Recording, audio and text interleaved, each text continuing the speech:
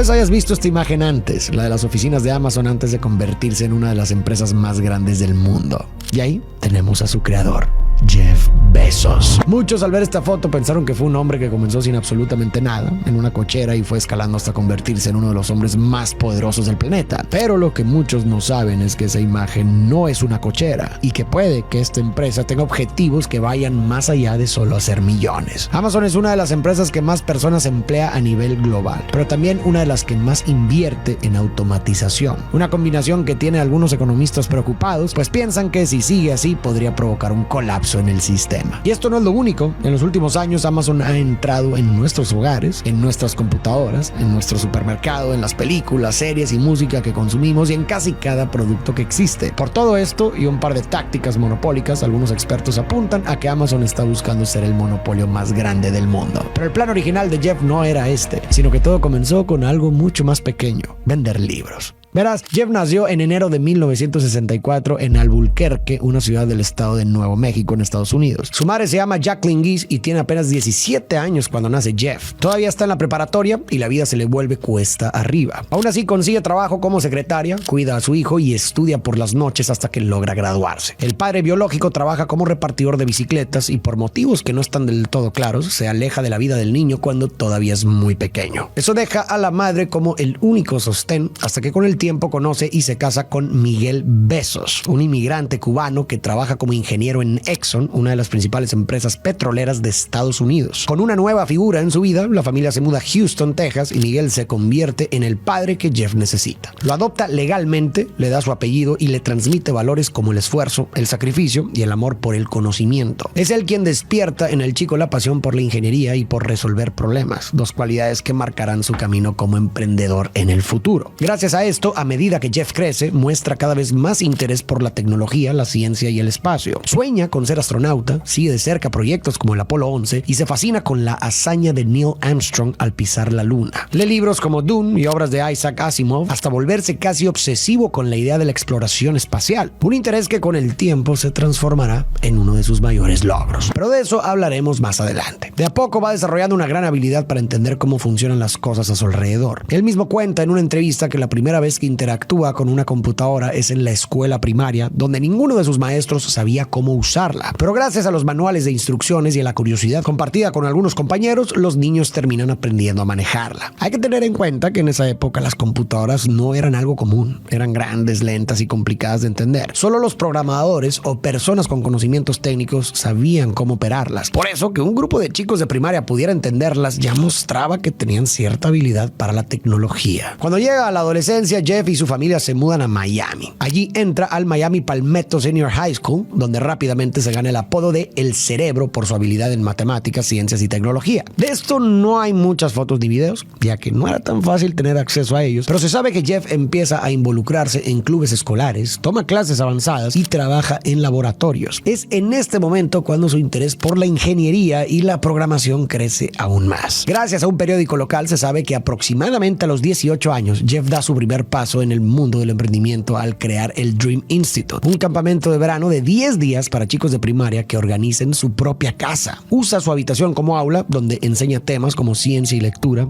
Todo esto lo logra con el apoyo de sus padres. Al campamento asistieron solo unos pocos chicos, pero Jeff les cobró $150 a cada uno, y aunque parezca algo simple, lo interesante está en la visión que tuvo. Él no inventó los temas ni los intereses de esos chicos. Lo que hizo fue crear un espacio para que pudieran aprender, compartir y debatir sobre lo que les apasionaba. Apenas termina la secundaria, Jeff entra a Princeton, una de las universidades más prestigiosas de Estados Unidos. Al principio elige estudiar física, todavía con el sueño de ser astronauta, pero después de cursar algunas materias avanzadas, se da cuenta de que no es lo suyo. En lugar de frustrarse, decide cambiar de camino. Se pasa a ingeniería eléctrica y ciencias de la computación, y ahí sí encuentra un terreno donde realmente puede destacar. Su pasión por el espacio sigue viva, pero ahora empieza a abordarla desde otro lugar, combinándola con su talento para la tecnología. Después de 4 años de carrera, carrera, Jeff termina la universidad sobresaliente y eso le abre muchas puertas. Ya está listo para entrar al mundo laboral y no pierde el tiempo. Su primer trabajo es un Fitel, una empresa especializada en redes de fibra óptica. Ahí Jeff entra en contacto con un entorno lleno de innovación. Desarrolla soluciones para mejorar la comunicación entre mercados financieros y empieza a ganar experiencia real aplicando tecnología a problemas concretos. Pero con el tiempo se da cuenta de que quiere algo más. Así que da un salto a Wall Street y entra a trabajar en el fondo de inversión D.E. Shaw & Co. Lo curioso es que no le interesan las finanzas, sino seguir programando computadoras, y eso es exactamente lo que hace. En este trabajo se cruza con una estadística que lo deja pensando por mucho tiempo. Internet está creciendo a un ritmo del 2300% anual. Para que te des una idea, en ese entonces, principios de los años 90, Internet todavía era algo nuevo, casi misterioso. No era ese lugar que todos llevamos en el bolsillo hoy. De hecho, su origen tenía poco de civil y mucho de militar. Internet nació en plena Guerra Fría, cuando Estados Unidos temía que un ataque nuclear pudiera destruir sus sistemas de comunicación. Por eso, el Departamento de Defensa desarrolló ARPANET, una red que permitía compartir información entre computadoras de forma descentralizada. Con los años, esa tecnología pasó de las bases militares a las universidades. Primero para compartir papers entre investigadores, después para mandar mails entre departamentos, y recién en los años 80 y 90, cuando surgieron cosas como el protocolo HTTP o los navegadores web, empezó a parecerse a lo que hoy conocemos como Internet. Pero en aquel momento todavía era un territorio por explorar. La mayoría de las personas no sabía cómo funcionaba, ni para qué servía. Tener acceso a Internet en esa época era muy distinto a lo que conocemos hoy. El módem hacía ruidos rarísimos al conectarse. Necesitabas una línea telefónica y sobre todo mucha paciencia. Las páginas eran súper básicas, mayormente texto, y se empezaban a usar para mandar emails, participar en fotos o buscar información en lugares como Yahoo. Nada de redes sociales, YouTube o compras online como hoy. El servicio era lento, caro y no siempre estaba disponible. Algunos decían que era una moda pasajera, otros que era demasiado técnico para llegar al gran público, y sin embargo, en ese caos había una oportunidad. Y Jeff, con una visión adelantada a su época, rápidamente se da cuenta de cuál era. Porque si Internet está creciendo a ese ritmo, entonces ahí es donde está el futuro. Ahí es donde hay espacio para construir algo grande, algo que pueda cambiarlo todo. Pero mientras su idea se sigue cocinando, continúa trabajando y subiendo de puestos. Tiene un buen salario, un cargo de liderazgo y una carrera prometedora. Por esta época también conoce a Mackenzie Tuttle, una joven graduada de Princeton con una licenciatura en filología inglesa. Ella comienza a trabajar para él y al poco tiempo empiezan a salir, se enamoran y después de unos meses se casan con el objetivo de construir una vida juntos. Desde afuera, todo parece perfecto,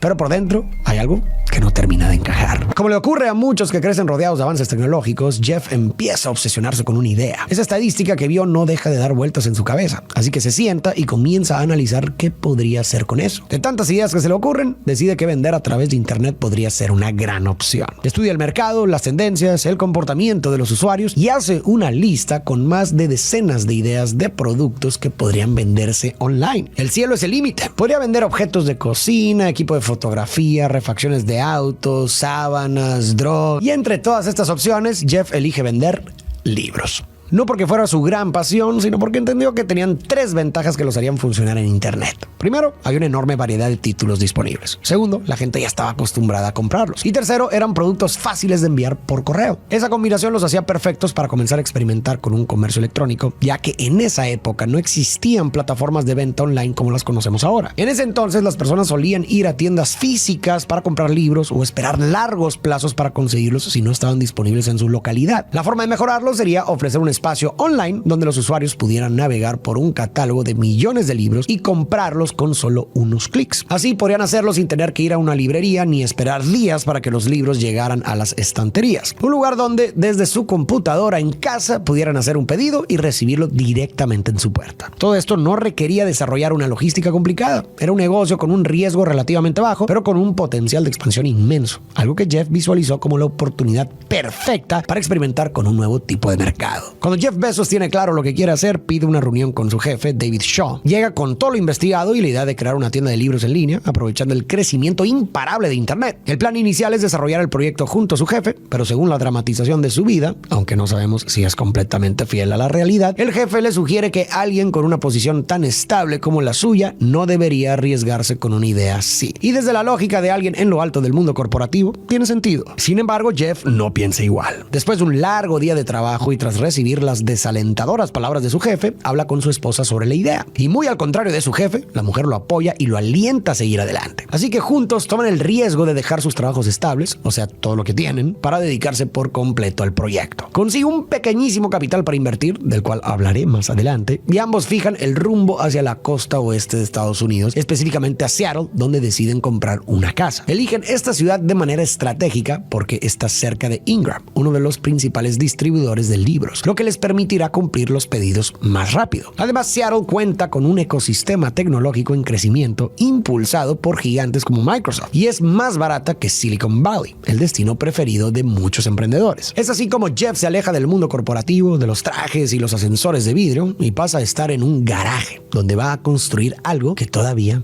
nadie ve. El garaje no tiene nada de glamuroso, es frío, incómodo y limitado. Pero ahí tiene lo único que necesita: una mesa, una computadora y una conexión a internet. Y como toda empresa en desarrollo, al principio no buscan empleados en el sentido tradicional, pues contratar es costoso. En lugar de eso, buscan aliados, personas con habilidades técnicas y sobre todo con esa capacidad extraña de creer en algo que todavía no existe. El equipo que da forma a lo que pronto se volverá un éxito comienza con su esposa Mackenzie, quien es parte activa de esa etapa fundacional, lleva las finanzas y acompaña a Jeff emocionalmente. Después llega Shel Caffan, el primer ingeniero con el que se contacta gracias a una recomendación, y es quien escribe gran parte del código del primer sitio web. Más tarde se suma Paul Davis, otro programador que ayuda a preparar la estructura del sistema para soportar a muchos usuarios. Luego llega Nicholas Lovejoy, quien se encarga de las operaciones logísticas de la empresa, cómo se gestionan los pedidos, cómo se empacan y cómo se envían. Una vez que los Vengadores se han reunido, comienzan a darle vida a lo que será una de las empresas tecnológicas más grandes del mundo. En un principio, el proyecto se llama Cadabra, un nombre que Jeff elige por su tono mágico. Es algo así como la típica frase de cuentos de magos de Abra Cadabra, pero pronto lo cambia porque da la imagen de ser algo oscuro y suena parecido a cadáver, y eso no transmite precisamente una buena imagen. Necesita un nombre que refleje su ambición,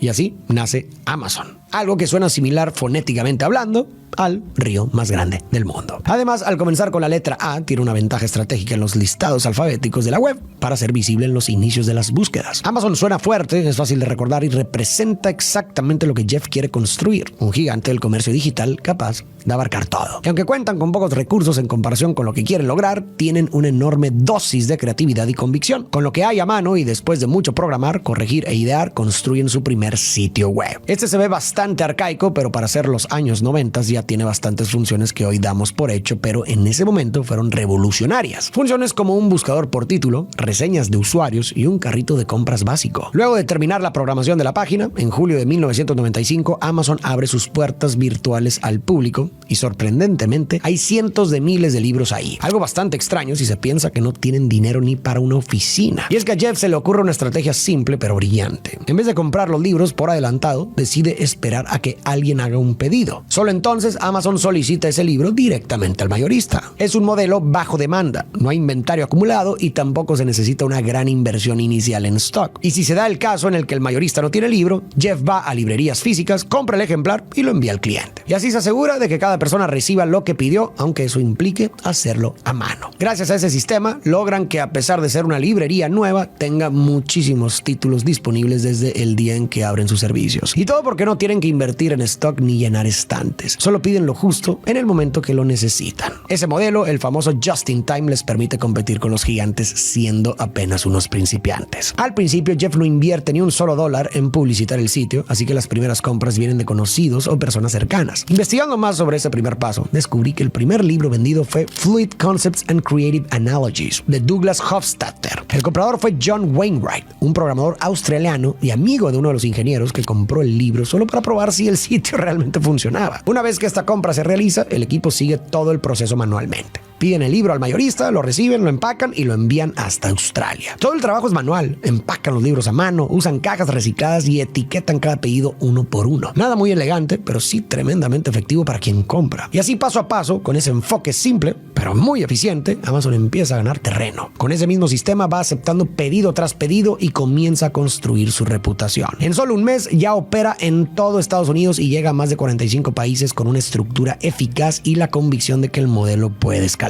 Eso lo convierte en una compañía cada vez más sólida. Un miembro del equipo lo dice claro en una entrevista. Desde el primer día, Jeff apuntó a una sola cosa: expandirse sin freno. Y vaya que lo logra. En apenas un año Amazon genera $15 millones en ingresos. No en ganancias, pero sí en ingresos. Todavía vende solo libros, aunque lo que impulsa su crecimiento no es el producto, sino la experiencia. Jeff lo explica en entrevistas. Siempre se enfoca en el cliente. No quiere una tienda común, quiere una que sorprenda. Atiende correos personalmente, cuida cada detalle del proceso y se obsesiona con la entrega rápida. Esa dedicación genera algo difícil de conseguir: confianza. Durante mucho tiempo no le mete ni un solo dólar en publicidad, pues el crecimiento ocurre por recomendación. Quien compra, vuelve. Y quien queda satisfecho, invita a otro. Con ese modelo en marcha, expandirse suena como el paso lógico, así que Amazon empieza a vender música, películas, juguetes y electrónica. Y con el tiempo, prácticamente cualquier cosa que se puede enviar por correo. El crecimiento es tan rápido, los pedidos aumentan tanto que se vuelve necesario tener una estructura más grande. Eso lleva a Jeff y a su equipo a tener que buscar un mejor lugar para trabajar, por lo que dejan el garaje de la casa y se instalan por primera vez en una oficina. Pero no es lo que muchos imaginan. Está ubicada en Seattle, en una zona que no parece la típica área de grandes empresas o edificios lujosos. Y lo curioso es que para los números que Amazon ya empieza a manejar, eso sorprende. Esta primera oficina es un lugar improvisado, desordenado y con cajas por todos lados. De hecho, durante una entrevista de ese entonces, vemos a Jeff señalar que su escritorio no es uno que asociaríamos con el CEO de una empresa que factura millones. En su lugar, tiene uno improvisado con una puerta de cuarto como mesa. Cuando el entrevistador le pregunta por qué, Jeff responde que es un símbolo para demostrar que prefiere gastar en lo que le importa al cliente y no en lo que se ve bien de puertas para adentro. De hecho, esta misma oficina que ves aquí es la de la foto icónica con Jeff sentado en su escritorio improvisado, operando lo que con el tiempo se convierte en una de las empresas más grandes del mundo. Pero que en este momento es simplemente un lugar donde todos hacen de todo. Atienden llamadas, responden correos y toman pedidos. Mientras tanto, Amazon también empieza a conseguir almacenes para guardar productos en stock. La idea funciona tan bien que en poco tiempo ya cuenta con 5 centros distribuidos en distintas ciudades. Ahí hay un sinfín de artículos listos para ser enviados. No pasa mucho tiempo hasta que Jeff decide invertir una pequeña parte en publicidad. El resto lo destina casi por completo a su equipo y a esos espacios donde el trabajo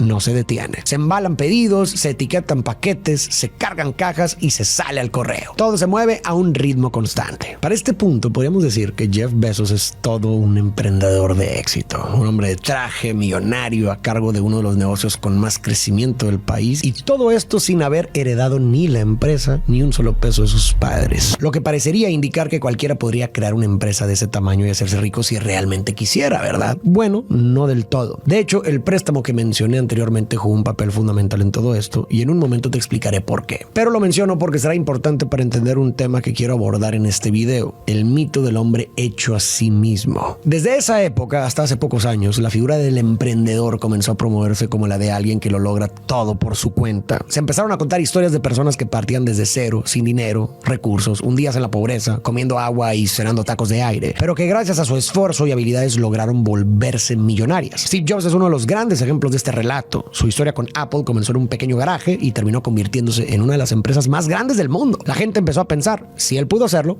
¿por qué yo no? Eso es precisamente lo que se conoce como el mito del self-made man, o del hombre hecho a sí mismo, alguien que supuestamente triunfa sin ayuda de nadie y contra toda adversidad. Se empezó a ver a estos empresarios como figuras que alcanzaron el éxito solo por su esfuerzo personal, sin apoyo externo, y se creó la idea de que todo dependía del trabajo duro y de no rendirse. Y aunque eso, por supuesto, que es una condición necesaria y sumamente importante y tiene muchísimo mérito, la realidad no es tan sencilla, es un poco más compleja. Una parte crucial de lo que impulsó a Bezos a dejar su trabajo y perseguir su sueño fue que logró reunir capital, y para hacer eso necesitas conocer a gente que lo tenga. Al principio, Jeff habló de su idea con familiares, amigos y conocidos. Les ofreció invertir $50,000 a cambio del 1% de una empresa que aún no existía, pero que en su mente ya estaba perfectamente clara. Sin embargo, no logró convencer a nadie porque la propuesta sonaba arriesgada y demasiado abstracta. Pero ahí es donde entran sus padres, Jackie y Miguel Bezos. Ellos no eran expertos en tecnología. De hecho, Jeff cuenta que su padre hasta le preguntó qué era exactamente el internet. No entendían del todo qué era ni cómo funcionaría, pero confiaban en su hijo. Así que decidieron invertir un dinerito que les estorbaba y algunas monedas, dando una inversión total de aproximadamente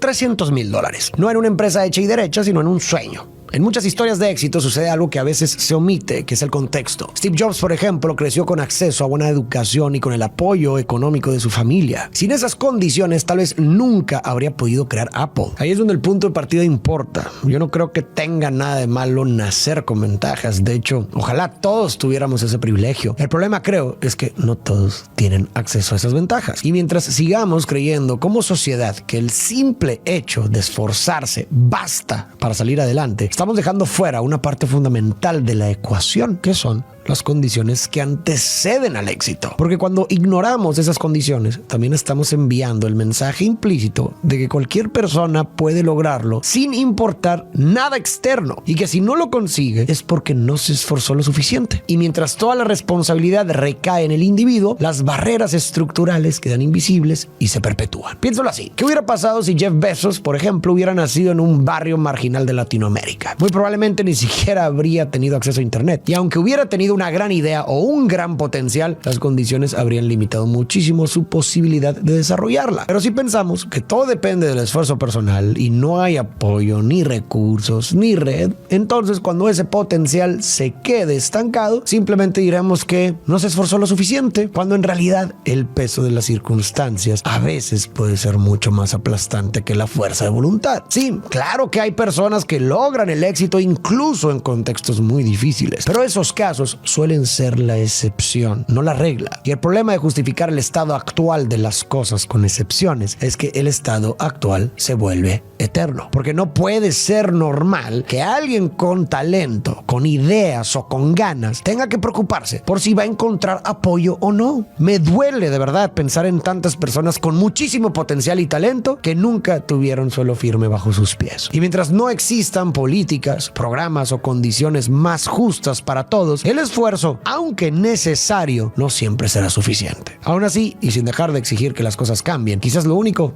que nos queda, vengamos de donde vengamos, es seguir intentándolo, seguir esforzándonos. Porque el trabajo duro, aunque no lo sea todo, sigue siendo lo que sostiene cualquier intento real de llegar lejos. Sea como sea, todo lo que hemos visto hasta ahora lleva a que en 1997 Amazon dé un paso mucho más grande hacia el crecimiento y empiece a cotizar en la bolsa de valores. En términos simples, eso significa que abre una puerta de la empresa al público para que cualquier persona pueda invertir comprando acciones que representan pequeñas fracciones de propiedad. Al hacer su empresa pública, Jeff consigue dinero fresco para expandirse sin tener que pedir préstamos ni endeudarse. Y lo interesante es que ni siquiera necesita convencer a nadie con discursos, porque sus números hablan por sí solos. Antes de que termine el año, Amazon alcanza más de 2 millones de ventas, y eso genera tanta confianza que muchas personas quieren comprar acciones. Esta estrategia funciona porque con ese capital la empresa mejora su operación, aumenta las ventas, implementa logística avanzada y nuevos modelos de negocio, como por ejemplo la nube, un sistema que permite almacenar datos desde internet. Como resultado, Amazon crece aún más. Esta decisión lleva a que al final del año el valor de cada acción se triplique. Jeff Bezos comienza a estar en boca de todos y Time Magazine lo elige como persona del año. No tanto por el dinero que gana, sino por ser alguien que se atreve a pensar diferente y que cambia la forma de hacer negocios desde adentro. Lo invitan a programas como 60 Minutes y Charlie Rose para realizarle entrevistas, y ahí cuenta cómo toma decisiones, por qué no le preocupa perder dinero al principio y cómo todo gira en torno al cliente. No se escucha como alguien apurado por vender, sino más bien como alguien que tiene un plan claro y lo está siguiendo sin desviarse. Y tal vez lo más curioso es que mientras su empresa vale miles de millones de dólares, Jeff sigue manejando un Honda Accord viejo, porque para él en ese momento lo importante no es la apariencia, sino el plan. Con el pasar del tiempo, su patrimonio personal supera los $1,000 millones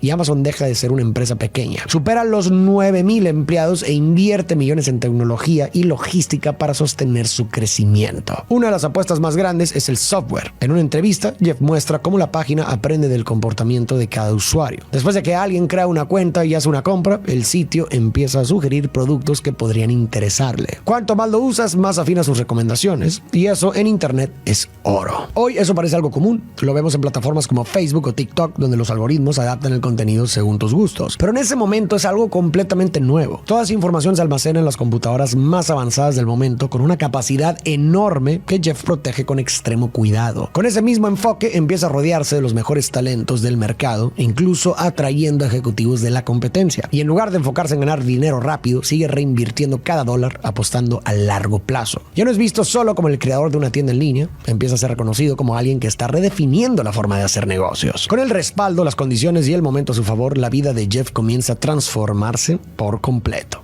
Su vida mejora en todos los sentidos y en lo personal da un paso importante. Nace Preston Bezos, el primero de los 4 hijos que tendrá junto a Mackenzie. Desde el inicio, la familia Bezos mantiene su vida privada lejos del ojo público y por eso no vamos a profundizar en este tema. Mientras todo eso ocurre, Jeff no se conforma. En lugar de quedarse limitado a la tecnología, las ventas o su familia, apunta más alto. Con parte de la fortuna que empieza a generar, funda Blue Origin, una empresa que nace de su viejo sueño de salir al espacio. A diferencia de Amazon, este proyecto no busca crecer de forma acelerada. Jeff elige avanzar a su ritmo, paso a paso, con la idea de lograr que viajar al espacio algún día sea una posibilidad para cualquiera dispuesto a vivir esa aventura. Un proyecto que con el tiempo dará mucho de qué hablar. Pero no todo se mantiene perfecto y todo lo que Jeff ha construido hasta este momento está a punto de irse al caño. Cuando Amazon está creciendo y su nombre empieza a sonar fuerte, pasa algo que pone en peligro todo lo que ha hecho. Algo que después muchos recordarán como la burbuja.com.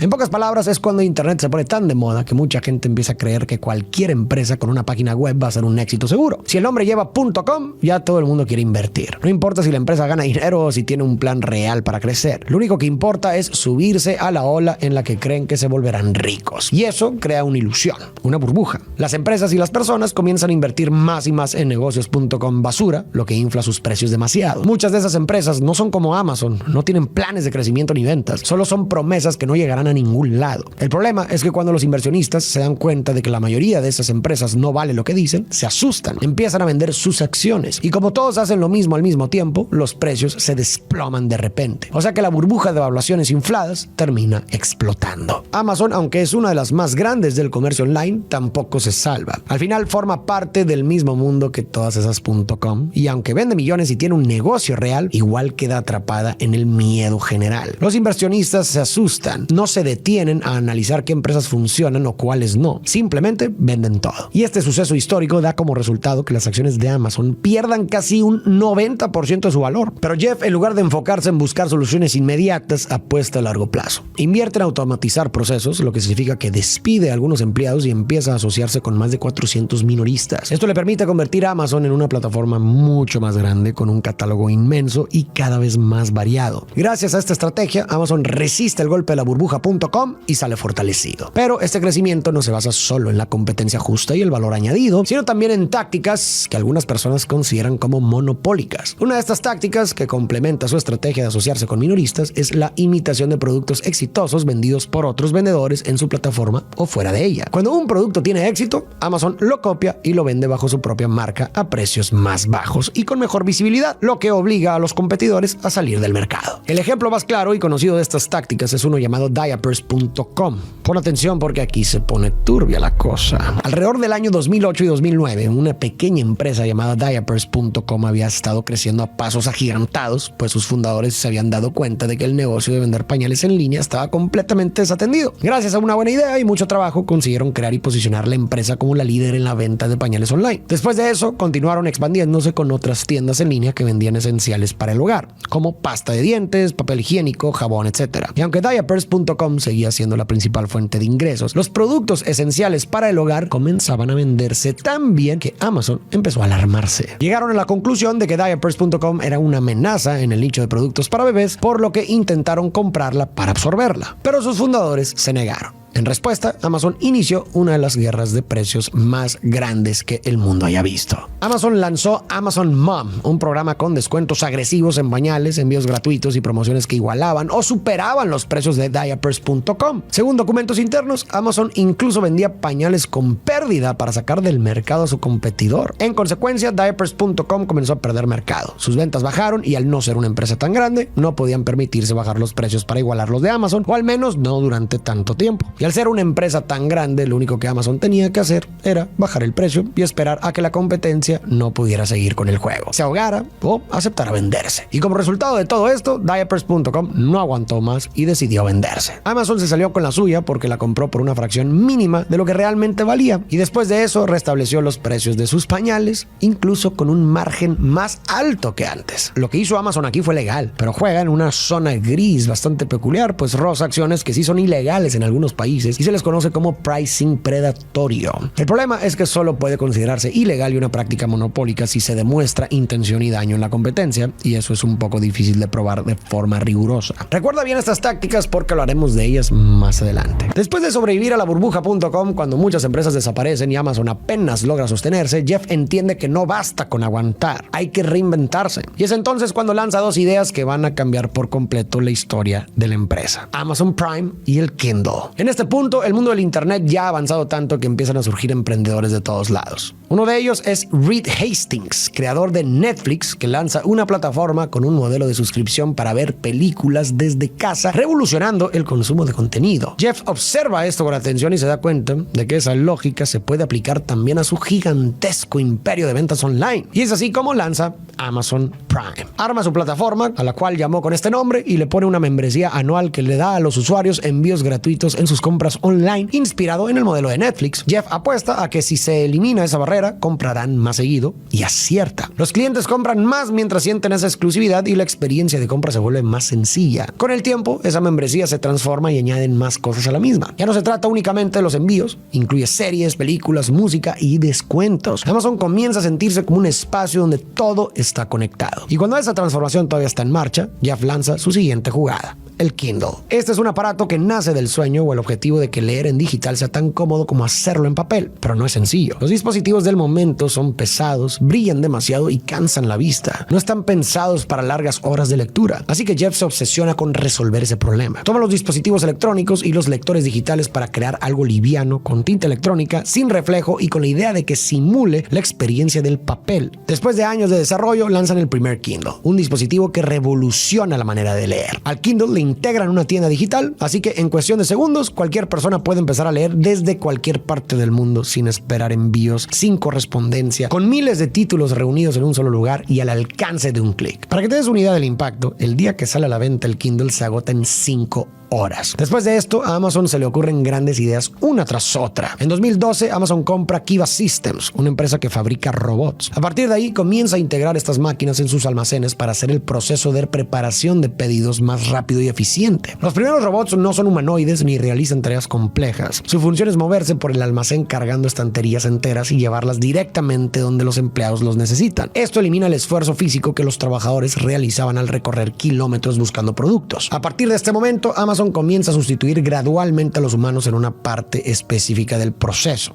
el traslado de productos dentro del almacén. No se trata de una sustitución donde se reemplacen totalmente a los humanos, pero sí de un cambio importante que tendrá repercusiones tarde o temprano. Seguido de este gran cambio, Amazon compra un periódico, y no cualquiera, sino The Washington Post, uno de los medios más emblemáticos de Estados Unidos. Muchos lo ven como una locura, pero para él es otra oportunidad de transformar una industria dormida con tecnología y visión a largo plazo. Tiempo después aparece Alexa y de repente hablarle a una máquina se vuelve parte de la rutina diaria. Amazon mete su tecnología en el centro de las casas con un asistente que pone música, hace compras, controla luces y responde preguntas. Y mientras todos ven a Jeff como el hombre de Amazon, su segunda empresa empieza a hacer ruido: Blue Origin, su apuesta espacial con la que planea hacer misiones al espacio. Entre todo eso, Amazon también compra Whole Foods, una cadena de supermercados físicos. Pues si bien Amazon ya vendía productos de supermercado básicos y frescos, aún no habían conseguido posicionarse del todo en el sector. La compra le permitió a Amazon tener una red física instantánea para logística, distribución y presencia. Después de esto, se funda Amazon Go, una tienda sin cajas ni cajeros, donde los clientes simplemente escanean la aplicación de Amazon al ingresar, toman lo que necesitan y salen sin hacer ningún pago en efectivo o con tarjeta. La tecnología detrás de esto es un sistema de visión computacional y sensores que rastrea automáticamente los productos que tomas, cobrándolos a tu cuenta sin intervención humana. En esas tiendas, Amazon vende sus propios productos, los mismos que podrías encontrar en cualquier otra tienda, pero con el sello de Amazon. Huevos de Amazon, verduras de Amazon, miel de Amazon y todo lo que te imagines, pero de Amazon. Todo está automatizado, desde los carritos inteligentes, donde metes el producto y se va sumando en una pequeña pantalla, hasta el cobro sin cajeros. Todo esto mientras la empresa accede a algo todavía más valioso, una base de datos precisa sobre lo que cada cliente consume, cuánto consume y con qué frecuencia. Como estamos viendo, Amazon parece querer abarcar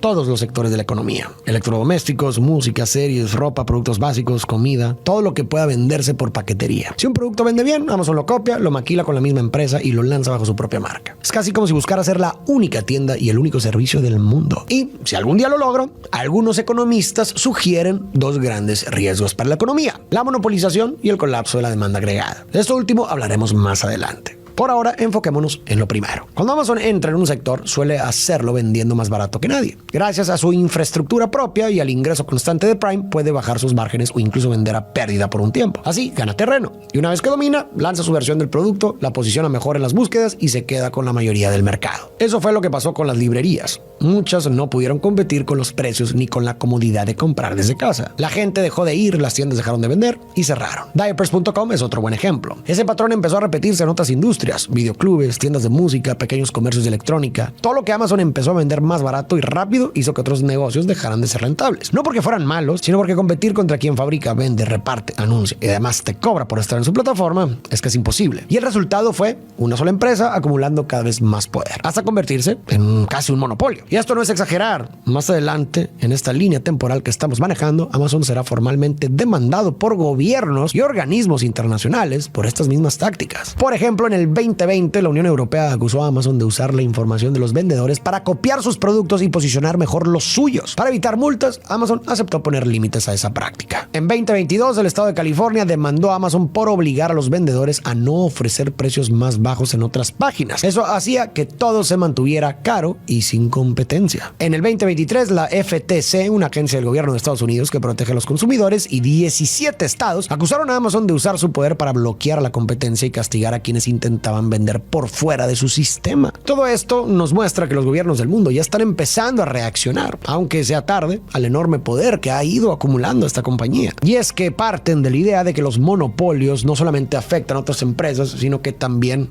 a todos: a los trabajadores, porque reducen las opciones de empleo; a los consumidores, porque eliminan la competencia y la variedad; y a las ciudades, porque cuando una sola empresa domina, ya no se adapta al entorno, sino que el entorno se adapta a ella. Un buen ejemplo puede ser Standard Oil, que a inicios del siglo XX controlaba más del 90% del mercado de petróleo en Estados Unidos. Usaba su poder para aplastar rivales, manipular precios y hacer tratos injustos. El gobierno terminó interviniendo y la dividió en más de 30 empresas, marcando un antes y un después en la lucha contra los monopolios. Una historia que no está tan lejos de lo que empezamos a ver hoy. Pero esto no es lo que tiene más preocupados a algunos economistas teóricos. Lo que verdaderamente los tiene inquietos es un término llamado colapso de la demanda agregada, que sí podría ser el fin de muchas cosas como las conocemos y sería un final causado por la misma empresa que lo inició. Pero de eso hablaremos en un momento. Otra cosa que también se le comenzó a criticar a Amazon en este punto es que usa deducciones, créditos fiscales por innovación, pérdidas de años anteriores y otras inversiones que puede descontar. Todo está dentro de la ley, pero mucha gente lo ve como un problema ético, pues a pesar de ser una empresa que genera millones y millones, la cantidad de impuestos que termina pagando es ridícula en comparación con sus ingresos. Bezos no habla mucho de este tema, pero cuando lo hace, defiende su empresa. Dice que cumplen con la ley, que invierten en infraestructura, que crean empleos y ayudan a mover la economía. Según él, eso también es una forma de contribuir. Otra de las críticas más fuertes que surgen con el tiempo es el de las condiciones laborales lamentables que algunos trabajadores de los almacenes de Amazon comienzan a reportar. Los empleados enfrentan jornadas laborales largas con metas difíciles de alcanzar, sin tiempo para cosas básicas como ir al baño, y siempre son supervisados por tecnología que monitorea cada movimiento y minuto. Esto causa muchas lesiones físicas y mentales, y la alta rotación de personal muestra el nivel de estrés que sufren los trabajadores. Este problema no ocurre solo en un país. Las protestas se extienden por todo el mundo, pues en Estados Unidos y Europa, trabajadores de diferentes centros comienzan a hacer huelgas y a compartir sus testimonios. Amazon trata de responder de varias maneras: sube el salario mínimo en sus centros de trabajo en Estados Unidos y dice que ofrece empleos con beneficios y oportunidades de crecimiento. Sin embargo, las denuncias siguen siendo por un sistema de trabajo que pone en riesgo la salud física y mental de los empleados. Es entonces cuando Bezos empieza a tomar una postura más pública sobre las condiciones laborales. En su última carta como CEO, promete que Amazon se convierta en el mejor empleador de la tierra. Pero es algo que no ha llegado a cumplir, ya que con el tiempo decide dar un paso al costado como CEO CEO. No se retira por completo, sigue siendo presidente del consejo, pero ahora busca espacio para proyectos personales que siempre lo han apasionado. Su incursión en el espacio, su rol como dueño del Washington Post y Bezos Earth Fund, una iniciativa filantrópica lanzada en 2020 con un compromiso de $10,000 millones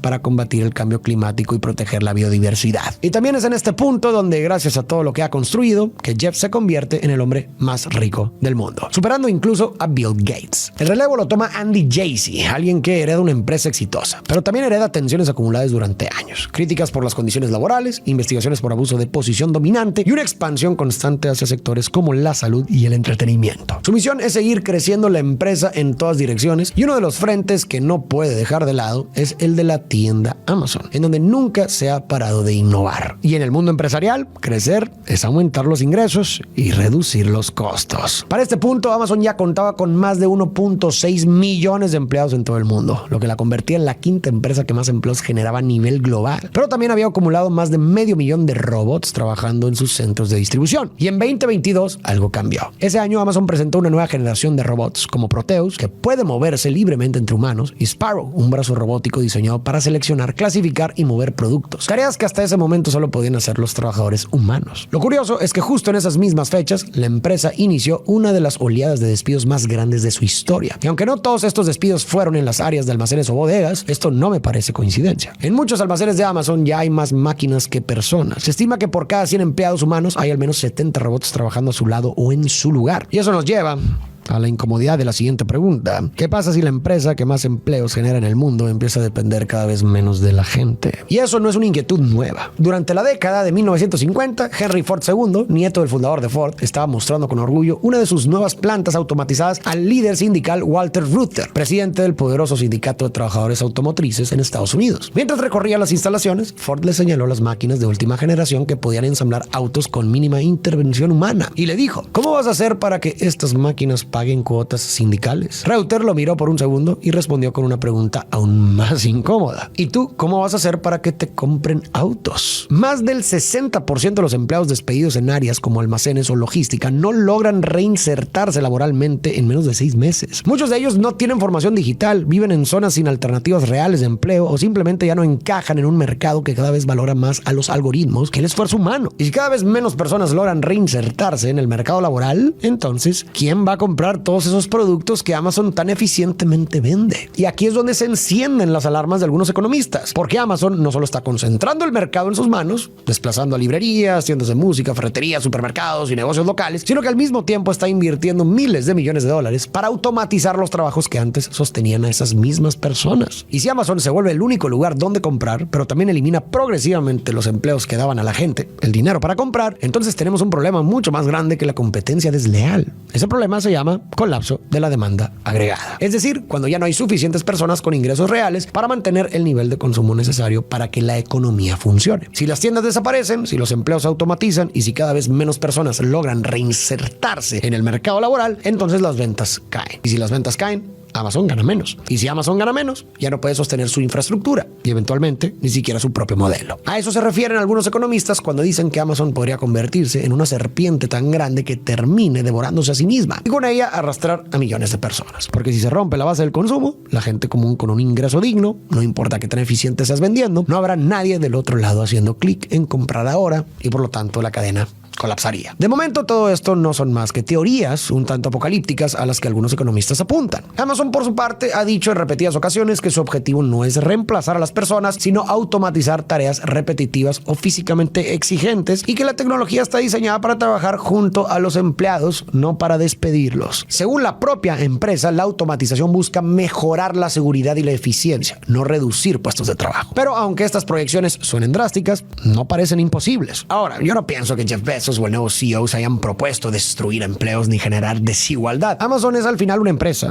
y como cualquier empresa su objetivo es crecer, ser más eficiente y generar utilidades. Está haciendo lo que cualquier actor haría dentro de las reglas del juego. El problema no es tanto lo que hace Amazon, sino que el tablero completo se ha transformado y las reglas no se han actualizado a la misma velocidad. Y ahí es donde entran los gobiernos, las legislaciones, los organismos que regulan, pues el progreso tecnológico y económico es bueno, pero debe venir acompañado por responsabilidad colectiva. Porque si el futuro se construye solo con eficiencia y no no con empatía, puede que sí. Todo funcione más rápido, pero no necesariamente para todos. Después de su renuncia como CEO, Bezos comienza también una nueva etapa personal. Inicia una relación con Lauren Sánchez, alguien proveniente del mundo de los medios. Al mismo tiempo, Blue Origin, su empresa aeroespacial, lleva años avanzando en silencio hasta que finalmente está lista para cruzar la línea imaginaria que separa la Tierra del espacio. Bezos se sube a uno de los vuelos. El viaje dura apenas 11 minutos desde donde ve la diminuta mancha azul que es la Tierra flotando en medio del espacio. Y quizás por eso, ahora que ya no está al frente de Amazon y después de haber cumplido su sueño de mirar la Tierra desde fuera, Bezos ha empezado a enfocarse en otro tipo de misión. A través del Bezos Earth Fund ha comprometido miles de millones de dólares para combatir el cambio climático y proteger la naturaleza. También apoya iniciativas educativas, científicas y tecnológicas que buscan mejorar el futuro del planeta. Y para cerrar este video, me gustaría retomar el tema del privilegio que hablamos en un principio. Me parece que más allá de dónde naciste, cuántas ayudas tuviste o cuánto mérito tiene o no tiene lo que lograste, creo que lo que realmente importa es lo que haces con la posición que conseguiste. Porque tener poder, recursos o influencia no creo que deba ser el fin del camino. Creo que si así se desea, puede ser el comienzo de una nueva responsabilidad. En el caso de Bezos, puede ser que esa responsabilidad ahora sea destinar todos esos recursos a hacer algo más grande que él con su fundación por la Tierra. Y quizás ese sea el verdadero legado que deje, pero solo el tiempo lo dirá. ¿Y tú qué opinas? ¿Crees que Amazon logre ser la única empresa del mundo y las consecuencias podrían ser catastróficas? ¿O son solo títulos que intentan asustarnos para generar más clics? Te leo en los comentarios y nos vemos en el próximo video.